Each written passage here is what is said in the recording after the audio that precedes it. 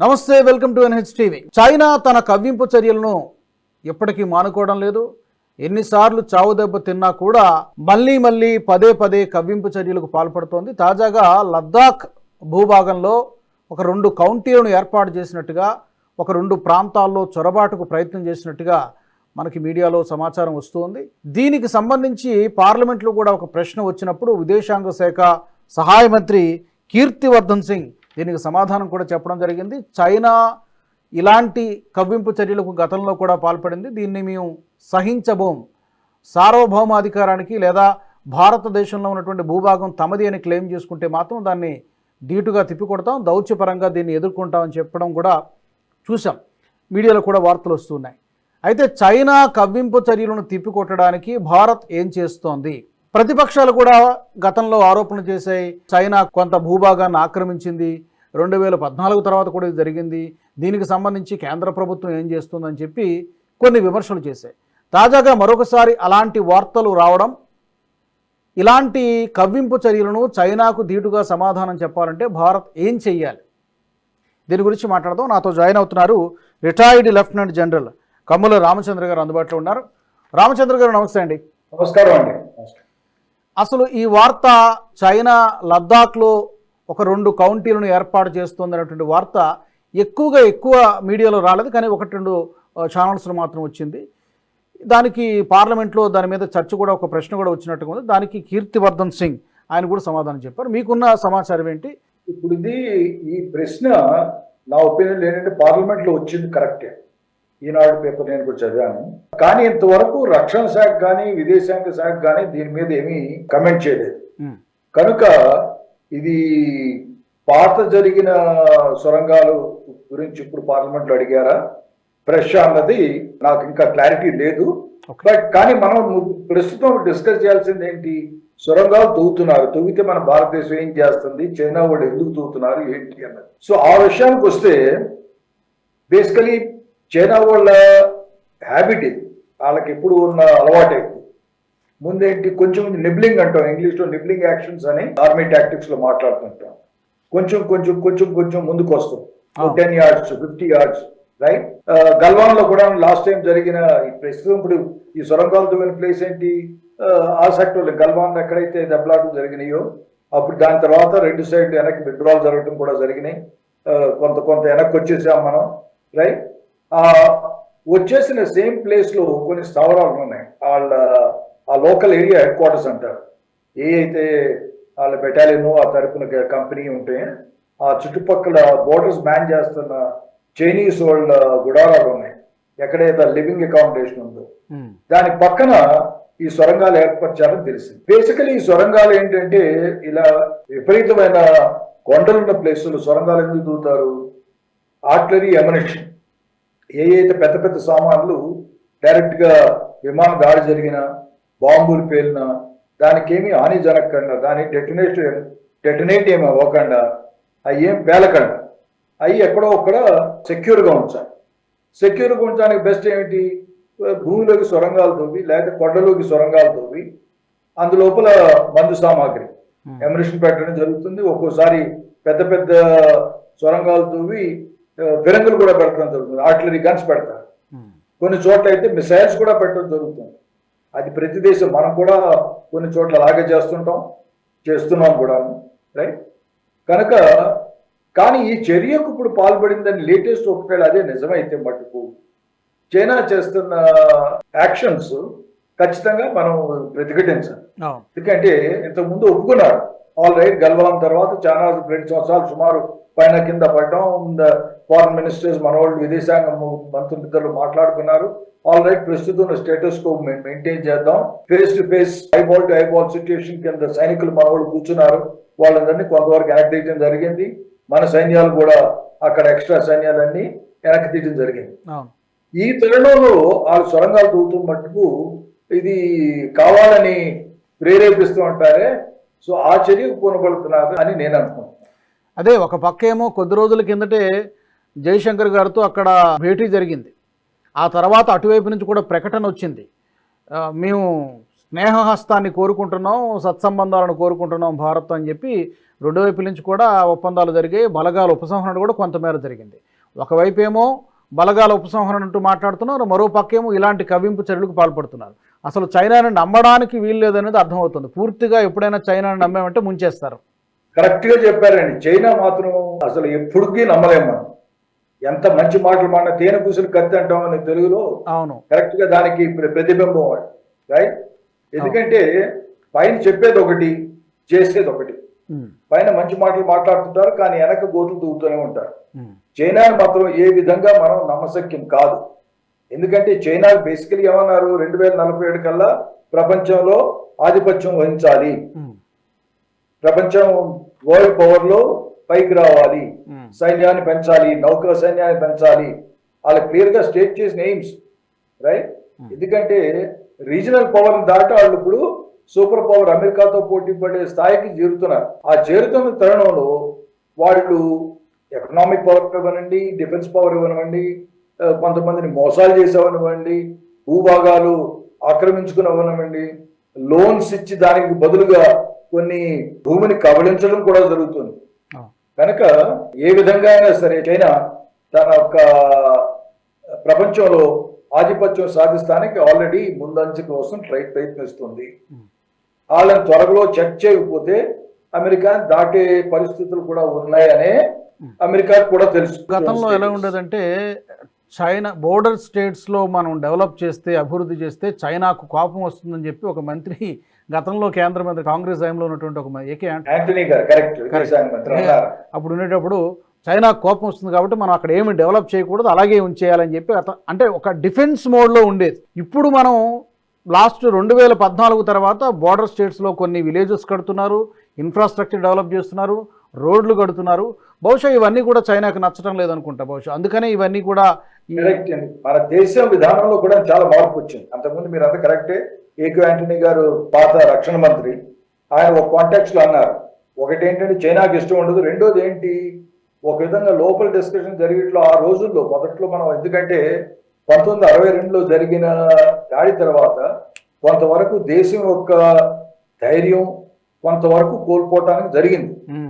ఏమని, ఒకవేళ ఆ రోజుల్లో ఉన్న ప్రభుత్వం ఏమని ఆలోచించింది, ఒకవేళ మనం ఆ బోర్డర్ వరకు రోడ్స్ డెవలప్ చేస్తే వాళ్ళు హిమాలయన్ మౌంటైన్స్ దాటిపోతే ఆ రోడ్లు వాడుకుని మన భూభాగంలోకి ఇంకా చొచ్చుకు వస్తారు అన్న ఒక ఆలోచన కూడా జరిగింది. రెండోది ఏంటి, ఎందుకు అనవసరంగా చైనాని ఎనాయ్ చేయటం, వాళ్ళని ఆగ్రహాన్ని ఎందుకు తీసుకురావటం అన్న జరిగింది. కానీ ఇప్పుడు మన దేశం ఎంతో అభివృద్ధి చెందింది. లాస్ట్ 10 years ఓవరాల్ మనం ఇండిపెండెన్స్ దగ్గర నుంచి చూసుకుంటే 62లో జరిగిన విధంగా ఇప్పుడు ఏమైనా యుద్ధం జరిగితే చైనాకి మనం ఎదురుగా బోర్డర్ లో ఖచ్చితంగా ధీటుగానే మాట సమాధానం ఇచ్చే స్థితిలో ఉన్నాం. ఇంతకు ముందులాగా మనం ఇల్ ఎక్విప్డ్, సామాన్ సరిగా లేక, బట్టలు సరిగా లేక, ఎక్విప్మెంట్ సరిగా లేక, వెహికల్స్ సరిగా లేక, కనెక్టివిటీ రోడ్ సరిగా లేక, దాని మీద చాలా మార్పులు జరిగి చాలా డెవలప్మెంట్ అయ్యి. సో ఆ లెక్కన ప్రస్తుతం ఏంటంటే మనం మంచి స్టేట్ ఆఫ్ రెడీనెస్ చూసుకుంటే ఖచ్చితంగా మనం చైనాని ప్రతిఘటించగలిగే స్థితిలో ఉన్నాం. ఆ స్థితికి వస్తానికి లాస్ట్ 10 years లోనూ రోడ్ కన్స్ట్రక్షన్స్ అవనండి, టనల్స్ అవనివ్వండి, రీసెంట్ గా మనం కొన్ని టనల్స్ చూసాం రైట్, విపరీతంగా టనలింగ్ మొదలు పెట్టారు. బోర్డర్ విలేజెస్ అనేది చైనా ఆశ్చర్యపడే విధంగా బోర్డర్ మీద వెళ్ళి మనం ఎయిర్ ఫీల్డ్ కూడా క్రియేట్ చేసాం. విమాన ALG right, aircraft landing grounds తయారు చేసాం. కనుక మనం ఖచ్చితంగా ఇప్పుడు ఏంటంటే ఒకవేళ వస్తే యుద్ధం అంటూ వస్తే, లేదా చైనా ఏదన్నా మిస్అడ్వెంచర్స్ చేస్తే దానికి జవాబు క్లియర్ కట్ ఏమైతే ఉంది, మన వాళ్ళు తయారై ఉన్నారు. దానికోసం ఇంకా బోర్డర్ రోడ్స్ విపరీతమైన రోడ్లు జరుగుతున్నాయి. ఈ మధ్య కాలంలో చూస్తే ఎన్ని విధాలుగా ప్రయత్నాలు చేయాలో అన్ని ప్రయత్నాలు చేస్తుంది భారత్ మీద ప్రత్యక్షంగా పరోక్షంగా అటాక్ చేయడానికి.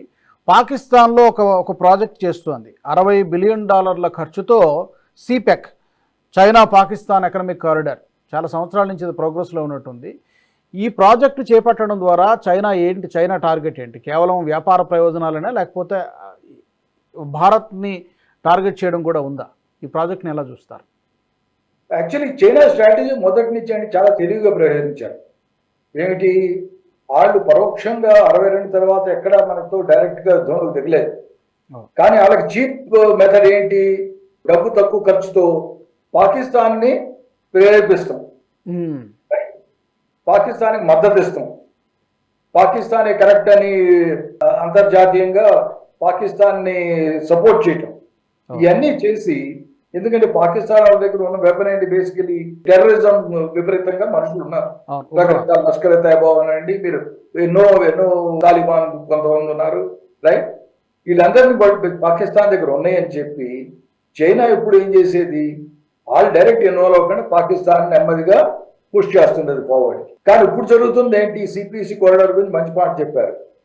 పాకిస్తాన్ లో ప్రస్తుతం ఉన్న పరిస్థితులు మాత్రం చాలా ఆందోళనకరంగా ఉన్నాయి. ఎందుకంటే పాకిస్తాన్ ఒకే బలూచిస్తాన్ పఖ్తూన్స్ కలిసి పాకిస్తాన్ ని దంచుతున్నారు, దొంగురేపుతున్నారు. అవును, ఎక్కడ దొరికితే అక్కడ వీలు జరిగితే, రీసెంట్ గా జరిగిన ట్రైన్ హైజాక్ అంటే సామాన్యంగా అది చిన్న ఆపరేషన్ కాదు, చిన్నది కాదు, ఆపరేషన్. అందులో 400 మంది సుమారు బందీలు తీసుకోవడం క్లెయిమ్ చేసినట్టయితే యాక్చువల్లీ ఒక 100 పైగా సైనికులని, అఫ్ కోర్స్ పాకిస్తాన్ దాన్ని ఖండించింది, 40 మంది ఉన్నారు. But what ever it is, 214 మందిని. కానీ ఒక ట్రైన్ ని ఆపేసి ఎవరైతే పారామిలిటరీ ఫోర్సెస్ ఆర్మీని చంపడం జరిగింది. కనుక బలూచిస్తాన్ క్లియర్ సింబల్ ఏంటి, మాకు ఇండిపెండెన్స్ కావాలి, మాకు మీరు అన్యాయం చేస్తున్నారు, మా ఖనిజాలు మా యొక్క మెటీరియల్ అంతా మీరు దోచుకుంటున్నారు, మాకు డెవలప్మెంట్ అవ్వట్లేదని. ఇదే పరిస్థితుల్లో ఈ సిపిఎస్సి కారిడార్ ఏంటి, బేసికలీ చైనా నుంచి కరాకరం నుంచి all the way down to Gwadar port వరకు రోడ్డు ఏర్పరుస్తున్నారు. సో బలూచిస్ ఏం చేశారు, ఆ రోడ్డు వల్ల మాకు ప్రయోజనం ఏమిటి, వాళ్ళకి జరిగే ప్రయోజనం లేదు. ఎందుకంటే ఆ పోర్ట్, గదార్ పోర్ట్ లో క్రియేట్ చేసిన తర్వాత కూడాను దానిలో వస్తే ఒక ఫ్యూ జాబ్స్ రావచ్చు ఈ బలూచిస్. కానీ మెయిన్ బెనిఫిట్ ఏంటి, దాంట్లో వచ్చే రెవెన్యూ ఇవన్నీ తిరిగి చైనాకి వెళ్తాయి. ఎందుకంటే ఒక అప్పు కింద తీసుకున్నట్టు చైనా ఏంటంటే తనకు ఒక ఓపెనింగ్ కావాలి, సీ రూట్ కావాల్సి వచ్చింది. సో పాకిస్తాన్ని వలలో వేసుకుంది. కానీ బలూచిస్ ఏం చేశారు, ఈ రోడ్ ఎక్కడైతే కన్స్ట్రక్ట్ అవుతుందో రకరకాల ప్యాచెస్ లో బ్లాక్స్, తర్వాత ఐఈడీస్ పెయిల్ చేయటం, రోడ్లో ఇది చేయటం, తర్వాత కన్స్ట్రక్షన్ వర్కర్స్ ని చంపేయటం, ఇంజనీర్స్ ని భయపెడతాం. ఈ పరిస్థితుల్లో కొంతమంది చైనీస్ సోల్జర్స్ కూడా, చైనీస్ వర్క్స్ మెన్, ఇంజనీర్స్, దాంతో చైనా ఏమంది పాకిస్తాన్ ని అదొక సాకుగా తీసుకుని, మీరు మా వర్కర్స్ ని, మా యొక్క ఇంజనీర్స్ ని మీరు గార్డ్ చేయలేకపోతున్నారు, కనుక మేము మా సైన్యాన్ని పెట్టుకుంటాం అంటే అక్కడేముంది, డబుల్ లేయర్ వచ్చింది. పాకిస్తాన్ సైన్యం ఒక లేయర్ ఉంటుంది, దానికి పైగా ఇంకా చైనీస్ కూడా. దీంతో ఏంటి, చైనీస్ కి అడ్వాంటేజ్, నిలి చెప్పాచేయకుండా ఒక విధంగా పిల్లిలాగా నెమ్మదిగా వాళ్ళ సైన్యం కూడా కొంతవరకు పాకిస్తాన్ లో మకాన్ చేసింది. దేశంతో పాటు ఏంటి, ఉన్న జాగ్రఫికల్ స్టేషన్స్ తెలుసుకుంటుంది, లొకేషన్స్ తెలుసుకుంటుంది, రైట్? ఒక్కొక్క చోట కొన్ని ఇంటర్నెట్ ఫెసిలిటీస్ పెంచుకుంటుంది. కనుక పాకిస్తాన్ ఏంటంటే ప్రస్తుతం తెలియక కొంత గుట్లో పడ్డారని అనుకోవచ్చు మనం. ఇప్పుడు ఏదో కొంత డబ్బు వచ్చేస్తుంది, మన దేశం డెవలప్ అయిపోతుంది అన్న దీంట్లో పాకిస్తాన్కి ఉండిపోయి పాకిస్తాన్ లోన్ ఇస్తుంది, మనకి డబ్బు ఇస్తుంది అన్న దీంట్లో వాళ్ళకి ఎస్ అన్నారు. కానీ I think any sensible person ఇప్పుడు పాకిస్తాన్ ఆలోచిస్తే ఇది చేసింది అంత మంచి పని కాదని కూడా అందరికి కొంతమందికి ఖచ్చితంగా తెలుసు. ఇమ్రాన్ ఖాన్ లాంటి వాళ్ళు అయితే బాహటంగానే అన్నారు, చైనీస్ ని మనం అనవసరంగా తెప్పించుకున్నాం అన్నట్టు. సో ఈ పరిస్థితుల్లో బలూచిస్తాన్ వాళ్ళు ఖచ్చితంగా ఇంకా కొడతానే ఉంటారు. కానీ మీరు అన్నది మాత్రం ఖచ్చితంగా నేను మీతో ఎగిపిస్తాను. చైనీస్ కూడాను పాకిస్తాన్ తో ఫస్ట్లీ ఏంటంటే పాకిస్తాన్ ముందుకు తోసి ఇండియాని బిజీగా ఉంచాలన్న వాళ్ళది ఒక ప్రయత్నం, యుద్ధతంత్రం. ఇండియా బిజీగా ఉన్నప్పుడు నెమ్మదిగా ఒక ఇంచి, ఒక అడుగు, ఒక 10 అడుగులు, ఒక నెమ్మదిగా మన భూభాగాన్ని ఇప్పటికీ అంటున్నారు కదా, మన రీసెంట్ మ్యాప్ లో ఏమన్నారు, అరుణాచల్ ప్రదేశ్ మాకు సదర్న్ టిబెట్ అది మాది, మా ప్రాంతమైన కూడా అన్నారు, రైట్? అఫ్ కోర్స్ మనం ఖచ్చితంగా దాన్ని ప్రతిఘటించాం, మనం ఒప్పుకోలేదు కూడా. కానీ చైనీస్ మాత్రం వాళ్ళ ఒక యాటిట్యూడ్ నేను అనుకోవటం ప్రస్తుతానికి మార్చరు, ఒకటి. రెండోది, ఎప్పుడైతే అమెరికాలో మిగిలిన దేశాలు కొన్ని విధంగా దాన్ని బిజీగా ఉంచుతున్నాయో వాళ్ళు ఈ బోర్డర్ విషయాన్ని అటు తేల్చకండి ఇటు తేల్చకండి. ఎందుకంటే ఎందుకు తేల్చరు? ఎప్పుడైతే మాకు ప్రశాంతంగా ఉన్నప్పుడు, మిగిలిన ప్రాబ్లమ్స్ తగ్గినప్పుడు, చైనాలో ఉన్న ప్రస్తుతం ఎకనామిక్ అప్యూవల్స్ ఇవన్నీ తగ్గినప్పుడు, అప్పుడు మళ్ళీ తిరిగి మనం ఇండియాని ప్రతిఘటించవచ్చు అన్న ఆలోచనతో నేను అనుకోవటం ప్రస్తుతం ఆ పరిస్థితుల్లో చైనా ఉందని నేను. అలాగే మనం చూసుకుంటే ఈ ప్రాజెక్ట్ కోసం సుమారు 30,000 మంది చైనా పౌరులు, చైనా సిటిజన్స్ పాకిస్తాన్లో ఉన్నారు. ఈ బలూచిస్తాన్ నుంచి కావచ్చు, లేకపోతే టీటీపీ తెహ్రికే తాలిబాన్ పాకిస్తాన్ నుంచి కావచ్చు, ఇది వీళ్ళకి నచ్చక పాకిస్తాన్ ఆర్మీతో పాటు, పాకిస్తాన్ సైనికులతో పాటు అప్పుడప్పుడు చైనా వాళ్ళని కూడా లేపేస్తున్నారు. ఎందుకంటే ఇప్పుడు చైనా వచ్చి ఇక్కడ చేయడం వల్ల మీరు ఇందాక చెప్పినట్టు వాళ్ళకేం ప్రయోజనం లేదు, బలూచిస్తాన్కి ఏమీ ప్రయోజనం లేదు, డెవలప్మెంట్ లేదు, ఆ ప్రాంతంలో ఉన్నటువంటి న్యాచురల్ రిసోర్స్ అన్నిటి కూడా తవ్వుకొని వెళ్ళిపోతున్నారు. ఆ రోడ్డు కూడా కేవలం వాళ్ళ స్వార్థం కోసం వేసుకుంటున్నారు తప్పితే ఈ ప్రాంతానికి వచ్చినటువంటి ప్రయోజనం లేదు. సో చైనా వాళ్ళు కూడా ఈ మధ్య చాలామంది చనిపోయారు. సో చైనా సైనికులు అక్కడికి ఎంటర్ కావడానికి కూడా మీ పాకిస్తాన్ మీ సైన్యాన్ని మీరు కాపాడుకోలేకపోతున్నారు, ఇక మా ప్రజలు మీరు ఏం కాపాడతారు తప్పకుండా అని చెప్పి ఆ చైనా సైన్యాన్ని లోపలికి ఎంటర్ చేయడం జరిగింది. సో ఒక విధంగా పాకిస్తాన్ ఆర్మీకి, పాకిస్తాన్ సైనికులకి సిగ్గుచేటిది. పాకిస్తాన్ ఆర్మీ ఏంటంటే ఇప్పుడు ఇన్వాల్వ్మెంట్, పాకిస్తాన్ ప్రస్తుతం ఉంది ఏంటంటే పొలిటికల్ ప్రాబ్లమ్స్ ఉన్నాయి, ఎకనామిక్ ప్రాబ్లం ఉంది. యాక్చువల్లీ మొన్న డిస్కషన్లో నేను సేమ్ మాట్లాడాను, ఎప్పుడైతే పాకిస్తాన్ బలూచిస్తాన్తో బిజీ అవుతుందో ఇండియా సైడ్ నుంచి కూడా కొంత ఫోర్సెస్ తగ్గుతాయి. టాక్టిషియన్ కింద, స్ట్రాటజీ కింద, మిలిటరీ స్ట్రాటజీ కింద ఆలోచిస్తే పాకిస్తాన్ భయం ఏంటి?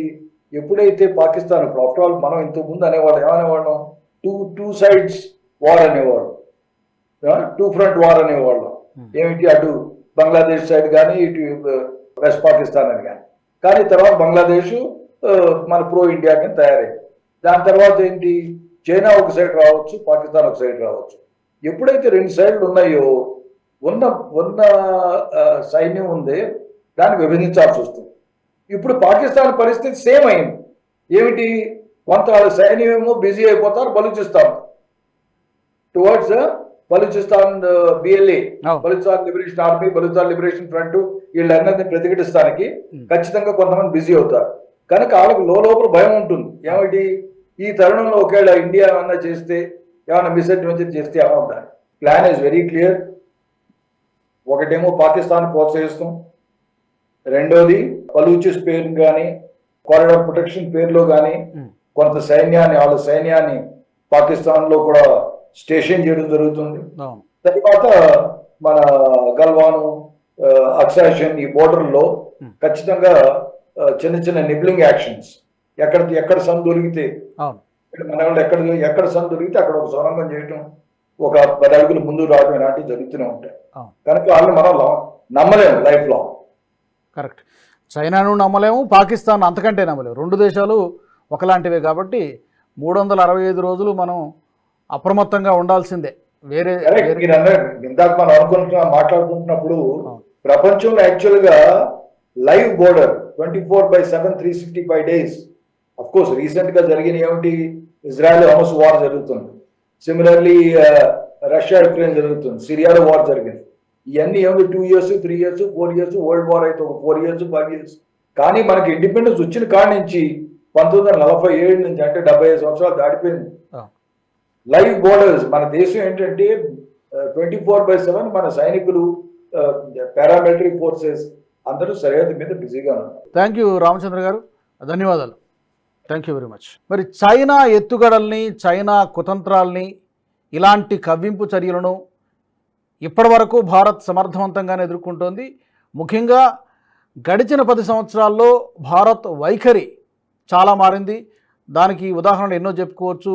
ఆ బోర్డర్ స్టేట్స్లో ఇన్ఫ్రాస్ట్రక్చర్ డెవలప్ చేయడం కానీ ఇవన్నీ కూడా వైఖరి చాలా మారింది, అగ్రెసివ్గా మారింది. ఒక దెబ్బ కొడితే 2 దెబ్బలు కొడతానటువంటి పరిస్థితుల్లో ఈరోజు ఉంది. ఆ మార్పు అయితే చాలా స్పష్టంగా కనిపిస్తుంది. ఇప్పటివరకు సమర్థవంతంగానే ఎదుర్కొంటోంది. ఇంకా చైనాను కానీ లేదా పాకిస్తాన్ కానీ ఇంకా సమర్థవంతంగా ఎదుర్కోవాలంటే ఇంకా భారత్ ఏం చేస్తే బాగుంటుంది, బోర్డర్ విషయంలో, జాతీయ భద్రత విషయంలో ఏం చేస్తే బాగుంటుంది, మీ అభిప్రాయాల్ని కామెంట్ల రూపంలో తప్పకుండా తెలియజేయండి. NHTV గ్రూప్ ఆఫ్ ఛానల్స్ని సబ్స్క్రైబ్ చేసుకోండి. జాతీయవాద జర్నలిజాన్ని ప్రోత్సహించండి. జై హింద్, జై భారత్. ఈ వీడియో మీకు నచ్చినట్టయితే లైక్ చేయండి, 10 మందికి షేర్ చేయండి. అలాగే కామెంట్ల రూపంలో మీ అభిప్రాయాలను మాతో పంచుకోండి. Nationalist hub group of channels ను సబ్స్క్రైబ్ చేసుకుని తెలుగునాట జాతీయవాద జర్నలిజాన్ని ప్రోత్సహించండి. ఈ వీడియో కింద ఉన్న బెల్ ఐకాన్ పై క్లిక్ చేయడం మర్చిపోవద్దు.